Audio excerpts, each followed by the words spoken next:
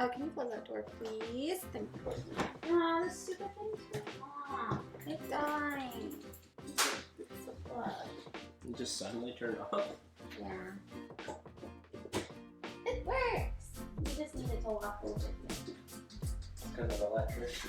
All right, Jeff. Do you have a list? Yep. Am I blending with the background? Am I a floating head? Oh well. I will. It's been a while. It's been a while since I could hold my head up high. And it's been a while. I don't know the rest of the words. It's been 1 week since you looked at me. It's been longer than that. 3 hands up in the air, said you're crazy. 5 days since I laughed at you. We just recycle songs. There's got to be another song. We have never sung that on here. We have. No, we haven't. Yes, because I remember saying, chickadee China, the Chinese chicken. You have a drumstick in your brain, stop sticking. Watching X-Files when the lights on. We need just like a list of songs. Can you guys tell us some songs that you would like to hear us sing for you? Please?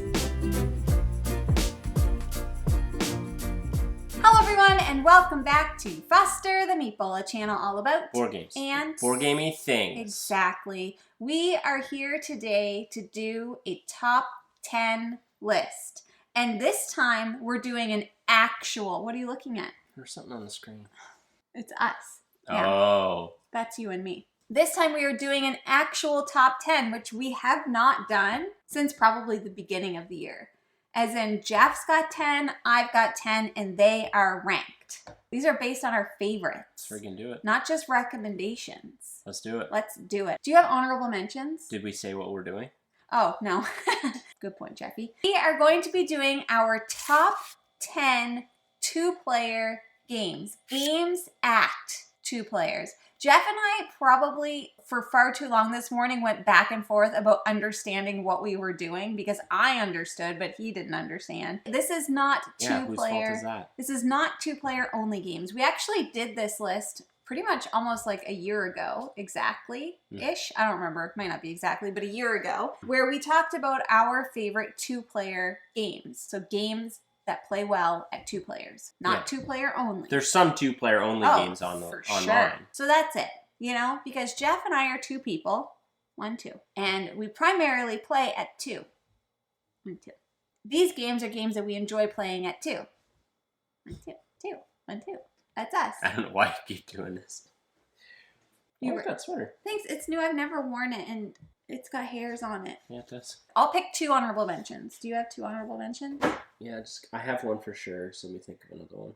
Mm-hmm. So we're going to give you 2 honorable mentions and then go into our list from 10 to 1. Mm-hmm. And these are ranked based on our favorites. Our favorites.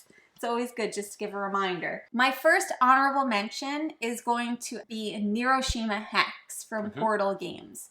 So the reason this didn't end up making it on our top 10 list is because I just feel like I need to play it more. And we have like literally every expansion character and I want to play more with those expansions. But this is a like... I don't even know how to explain it. It's kind of like a head-to-head, like you have a team, I have a team. Skirmish game. We're fighting, you know? Yeah. I didn't include this on my list for the same reason.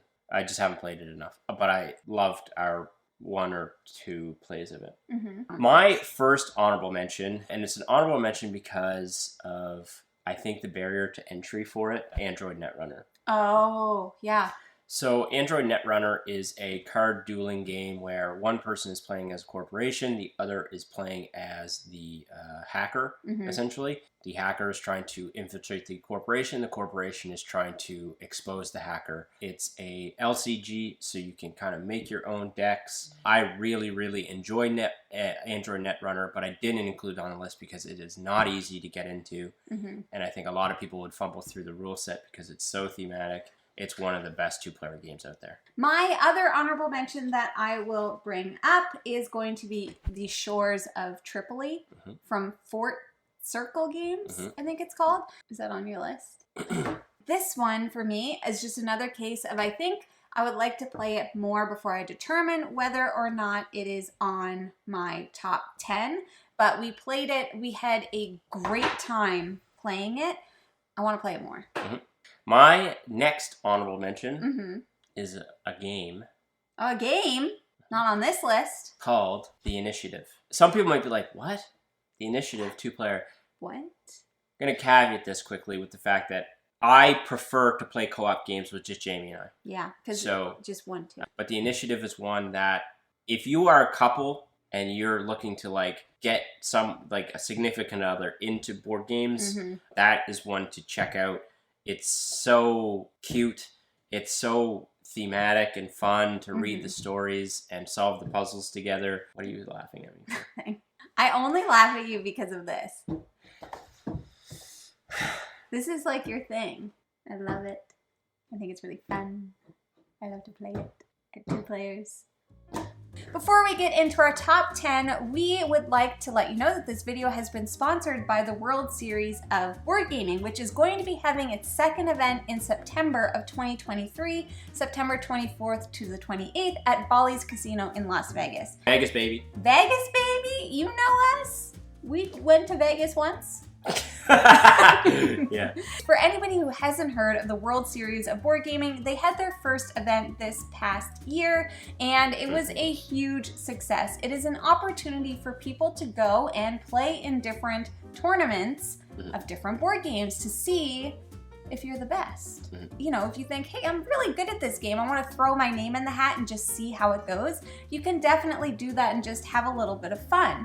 So there are 16 different games that you can compete in, and every winner of each game receives a custom World Series of Board Gaming ring, which, I don't know if you knew this, is like cooler than the Super Bowl ring. It's cooler than the NBA. World Series of Poker. Yeah, it's cooler than any ring that you've ever seen. But can't you also go there and just play games? You can definitely just go and play games because they have an open gaming library. So if you want to go, just see your friends, play some games, you can definitely do that too. And the library, I believe, is donated from Dice Tower West, which is great. You have an opportunity to win a cash prize of $25,000. That's a lot of board games. American dollars. What? Yes, Jeff. American dollars. So there's also what they call Odor Ring tournaments. And these are other tournaments that you can enter just for fun. It's free entry, but you do have the opportunity to win some free entry or discounts to the following year of the event. So if this sounds like something that you are going to be interested in, I would start planning now. You've got so much time to plan for it. You got time to practice, you got time to enter. And if you are interested in purchasing tickets, we do have a couple of referral codes in the description below. Of course we do. You guys know that Jeff and I generally are competitive against each other. And so we thought we would make this a little bit of a competition. So we actually have 2 referral codes in our description. One is Foster the Jamie and one is Foster the Jeff. So if you want to go and you want to support us, if you are on Team Jamie, you can use the Foster the Jamie. If you're on Team Jeff, you can use Foster the Jeff. Which is much more likely. Probably it won't get used. If you want to throw one pity one to Jeff, that's fine. Wow. All of the information is going to be in the description for you, but you can check out wsegvegas.com, use one of our referral codes, and sign up, and hopefully we might see you there. Maybe. Maybe. Okay, let's get into the list. All right, so number 10. Jeffrey, would you like to start with your number 10? Sure. My number 10 is a cooperative game. And it's one we've played recently, and it is one that I'm super duper duper excited to play more of, and that is Stardew Valley. Oh, I almost put this on my list. Stardew Valley is one of the best. Okay, again, also caveat, I love Stardew Valley. This might be a biased pick. Yeah. But Stardew Valley is one of the best gaming experiences I've had this year, and it was just Jamie and I sitting at this table playing a game and trying to just complete goals. Yeah. And there's really nothing overly special about the game, I don't think. It's adorable. Stardew Valley is incredible. And if you love Stardew Valley, the video game, I think it's something you should check out. But I really, really enjoyed Stardew Valley. I really enjoyed playing it with you. It was really fun to figure out that puzzle and be in that world. That's probably a bit of a bias pick, which is how much I love Stardew Valley. My number 10, and I don't know if this is going to surprise you or not, but my number 10 is actually Undaunted Normandy. Okay. Did you forget about Undaunted? Undaunted Normandy is not a game that you would think that I would typically like. But this is like a head-to-head game where one person is playing as the US, The Allies. The Allies. And the other is playing as the Axis, which is... Been Nazi Germany. Italy. You know, the Axis. Belarus.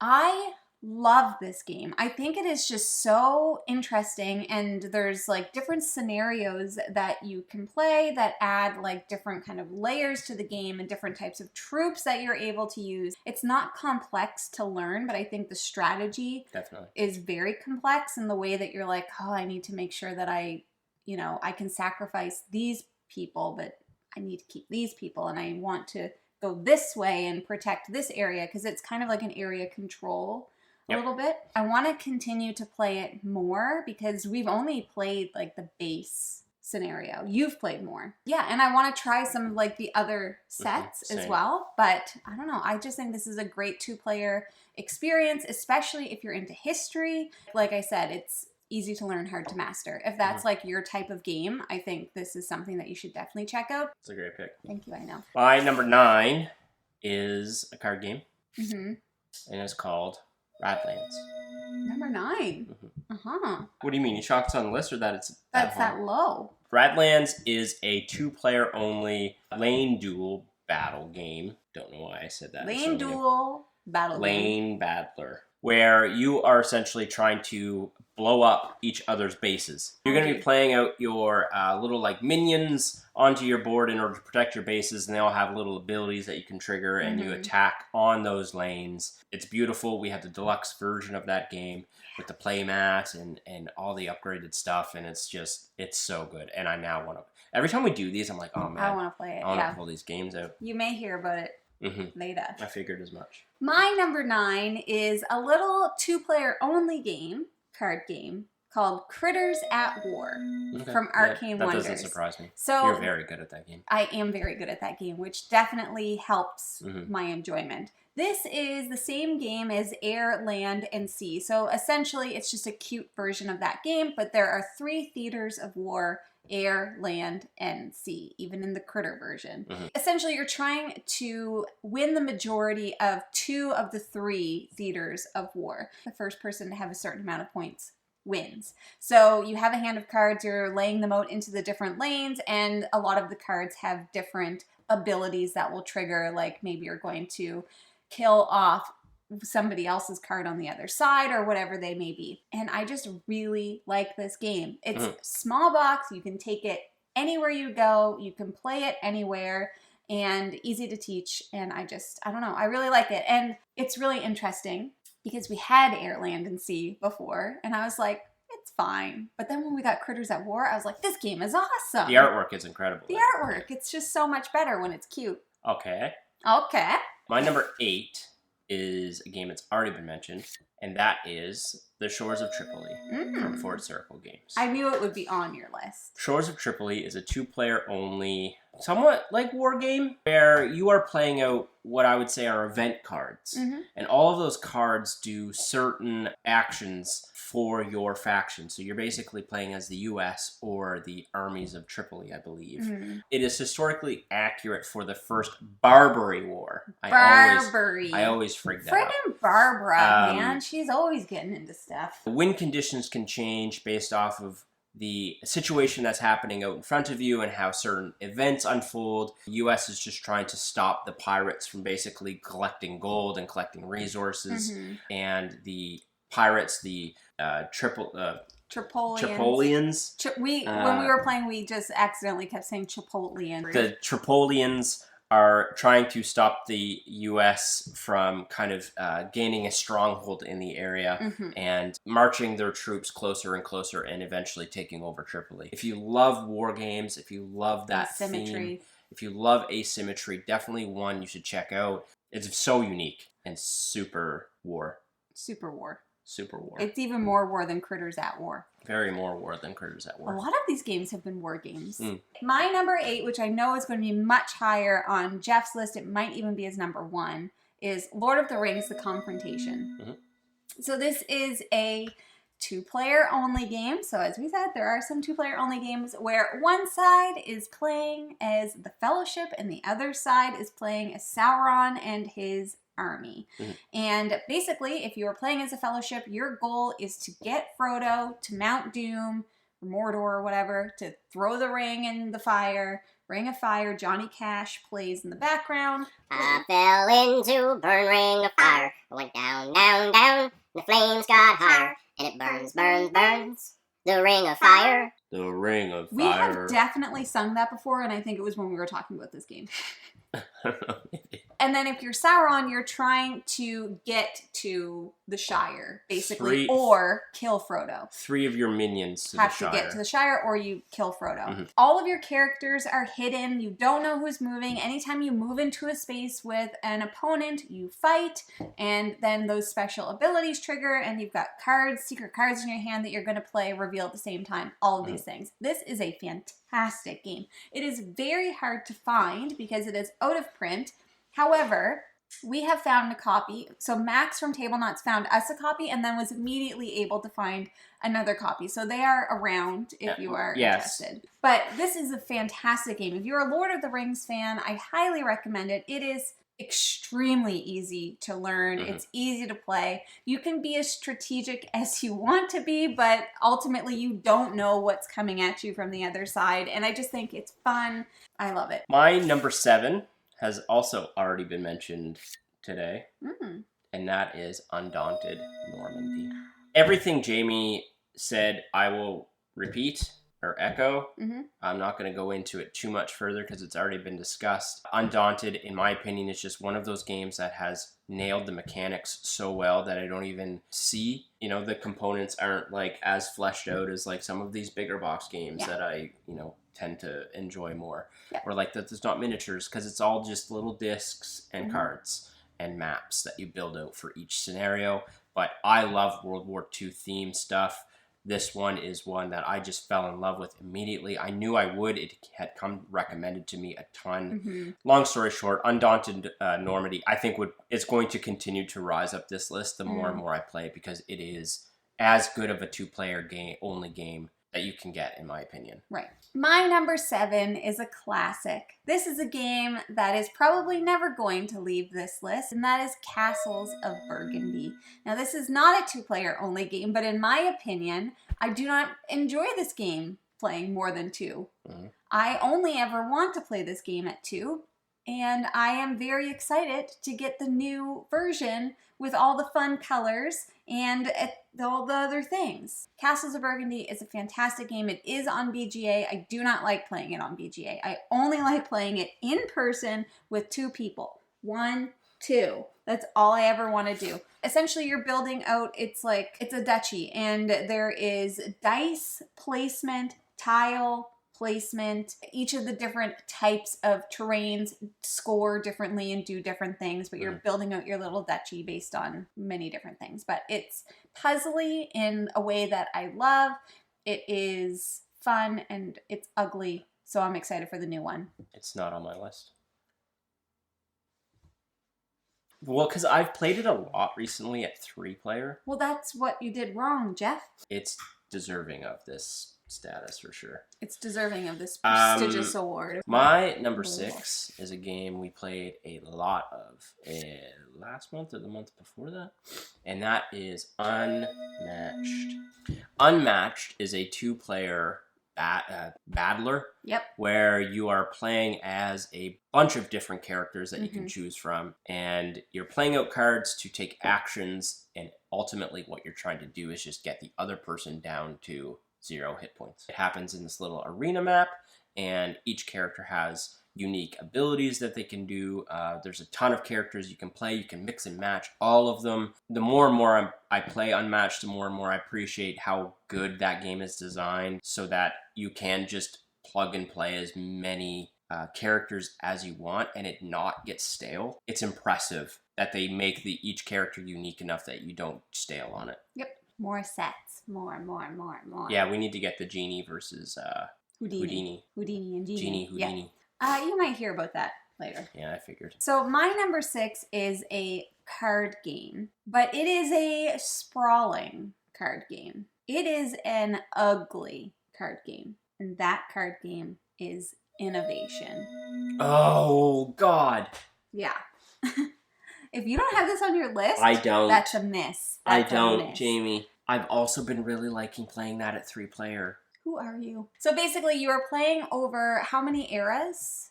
13? 12? What's the... 9? 12, I think. 12. It's an engine builder civ game where you are like building out different types of cards in front of you that are going to be triggering, and you're trying to collect certain amounts. You're trying to like win an era, and you're going through, and it is a huge game, and I'm not explaining it well. All I know is that I'm really good at this game, and I don't know how I'm good at it, but I am, and it's a lot of fun. You've never beat me. Yes, I have. No, you haven't. My number 5 is just being inputted right now. And it's innovation. And that is innovation.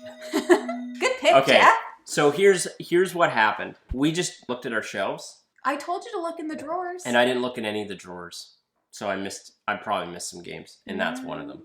So my number 5 is innovation for the exact same reasons Jamie just mentioned. This is one of the most chaotic games I've ever played. It can be so swingy. It can be so swingy, and in just all the ways that I love. I remember once I was playing a game with Max and Jash from Table Knots, and at one point in the game I pulled out like basically an atomic bomb card, and it just blew up the whole board. All the cards were gone. Everything was gone up until that point. We had basically started the game completely over. I love and that it was card. Amazing. Mm-hmm. Innovation is one that every game is different. It's very mean. It's very mean. One that I love playing with people. I love innovation. I'm so mad at myself that I forgot to put it. I'm putting it at 5. No problem. No problem. My number 5 is a little game called Ashes Reborn. Nice.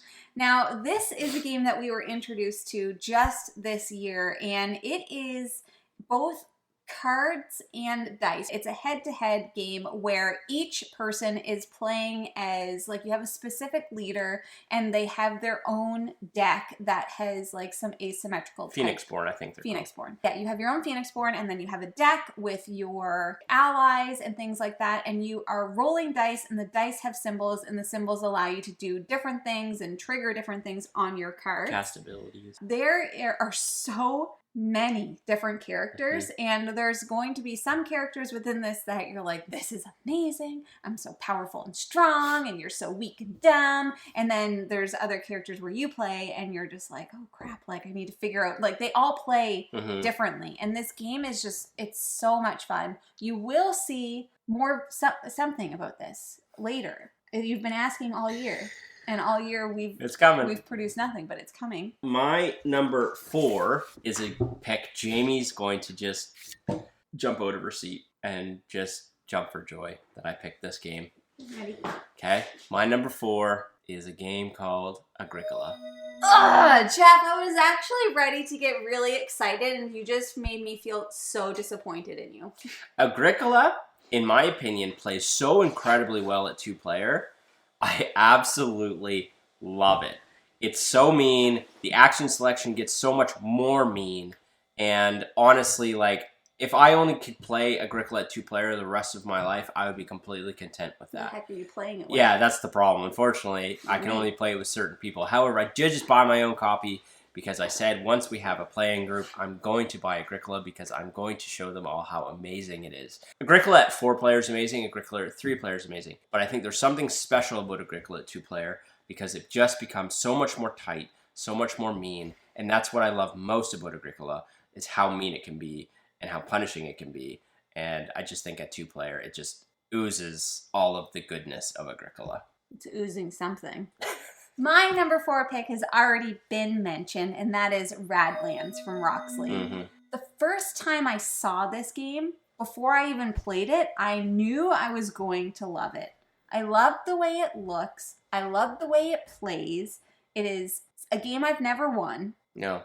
I'm not good at it. And you have not been close either. I have not been close. It's so good. Like, I don't know what it is. Like, I love it. I love dueling games. Like, I love any game where you are just like head to head playing out cards, or like it's just that kind of game, and I really like it. It's punk rock. If you say Agricola big and small, I'm going to punch you in the face. No, I did not like Agricola big and small. My number 3 is a game that's already been mentioned on this list, and that is Lord of the Rings: The Confrontation. Mm-hmm. I thought it might be within your top, like. Jamie has already mentioned this and spoke about what the game does, so I won't go into that. One thing I will add is that it's so easy to just set up and play it. It's such a simple game. I don't understand why it's so good. I know. Because it's just moving these little, like, it's Stratego. It makes me giggle, this game. Moving these little pieces around and then flipping cards. And I wish they would reprint it because I think a lot of people should enjoy this game. Mm-hmm. Yeah, Lord of the Rings Confrontation, I think, will always be on this list somewhere. My number 3 is a little game that I like to call Fort from Later Games. I did not see that coming. I love this game. I do not like to play it at more than 2 players. You could play it up to 4. I have loved this game since the first time that we've played this game. Anytime where I have the opportunity to play it, I want to play it. Jeff and I often have to learn new games and play new games and do all of these things for the channel. But if anybody, or if Jeff's ever like, what do you want to play? 9 times out of 10, that is a game that I am like just grabbing because I just love this game. So you're playing as kids, you're building out forts, you're collecting toys and pizza, you're making friends. Cats and Dogs expansion is also there, and I just love it. I love this game. It's also there. Well, we've only played with the Cats and Dogs expansion, I think, once. Mm-hmm. I love it. I love the artwork. I love everything about Fort. I've talked about it a million times, and I'll talk about it a million more probably. My number 2 2-player game is one that was introduced to me recently. Oh. And that is Twilight Struggle. Mm-hmm. Twilight Struggle it might be a masterpiece of 2-player game. I have not got a chance to introduce this to Jamie yet. I don't know how you perfect on Twilight Struggle. One player is playing as the USSR, the other is playing as the United States of America, and you're basically just fighting over control of all of these regions on this world map. Fighting for influence, fighting for control. There's like a DEFCON track where you don't want it to go too far up because then it's nuclear catastrophe and both players lose and all of these crazy things. There's like a cool space race track. There's multiple ways for this game to end. It's just a tug of war between these 2 factions and I fell in love with it immediately. I really, really need to show it to you because I think you will also absolutely adore this game. I love tug of war. My number 2 is a little game called Dice Throne. Oh.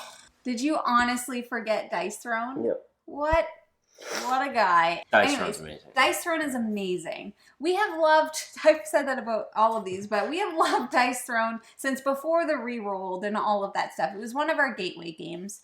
And it is, once again, you could play it with more people. I never want to play Dice Throne at more than 2 players. I just don't. I have no interest in it. Head-to-head. Battle Yahtzee. You have all these different characters that you can choose from. They all play differently. And now you have Marvel Dice Throne to throw in there as well. There is a new Dice Throne coming out, Santa versus Krampus, but I think it was only Kickstarter. Yeah, it's not going right now. So anyways, the point is, it's awesome. I love it. It is so fun. We have an entire tournament dedicated to this game. And it is one of those games where it's hugely based on luck because you're rolling dice. And I personally like that. Not everybody likes that, but I do because it definitely offers some of those big moments where you're like, I'm just going to go for it. And then you get nothing. Or you go for it and then you get the ultimate. You're like, whoa, and everybody's really excited and screaming. I love Dice Throne. My number 1 is also in my top 3 favorite games of all time. And that is a game we call Res Arcana. Res Arcana is a engine builder. You can play Res Arcana up to 4, but I think it shines at 2-player, in my opinion, because it's so much meaner. It's really back and forth, snappier, and I love Res Arcana so much. So basically in Res Arcana, you are trying to race to 10 points, and you are dealt a hand of cards that's it for the game. There's no card draw outside of those cards, so ultimately you are forced to figure out your engine puzzle and make it work in order to figure out a way to get to 10 points. At 2-player, it shines because you're just bouncing off of each other, fighting over those places of power, fighting over those magical items. This was on my short list, but it did not make my top 10. That's fair. My number 1 is a game that has already been mentioned.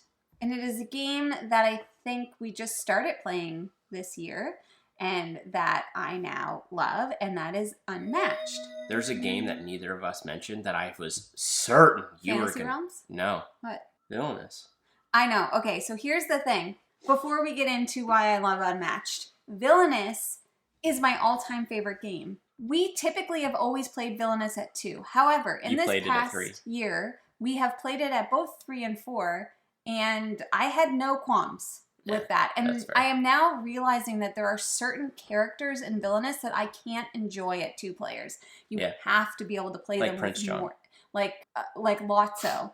You know, there's certain players that I'm like, I don't even want to use this character in a 2-player game. So it is no longer one of my favorite 2-player games. However, it is my favorite game. That's fair. So Unmatched, I, like for everything that Jeff already said, the variability for me is just so good, and how each character plays slightly differently, and it has those moments where you're like, you can laugh about stuff, and you're like, oh, it's so simple, the game. Like, you can teach it to anyone, you can play it with anyone, and I just love all the different characters. I'm excited to see what they come out with next, and I've just had a blast. It's so I have a blast playing this game, like every single time. Every it's time. Quick, it's easy, it's fun.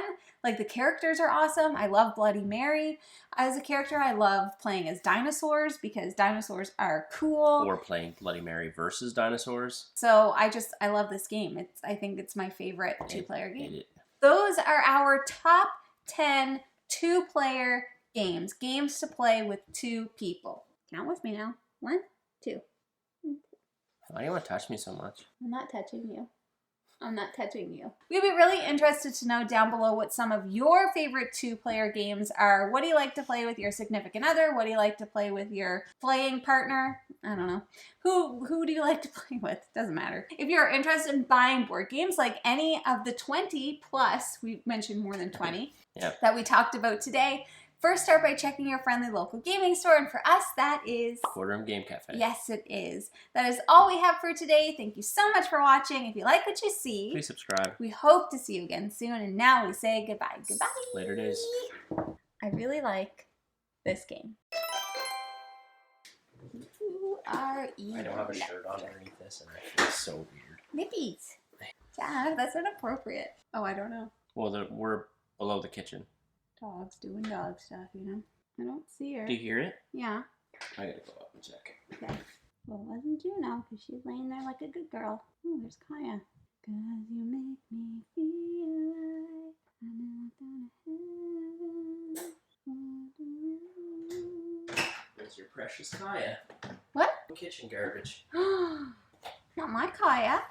Not my precious girl. And it's historically accurate for the... I gotta look up what that war is called. The War of Tripoli. The War on the Shore of Tripoli. Ugh. Oh, this died again. You son of a gun. Turn it off like that. Your place. Cool beans. Never played it.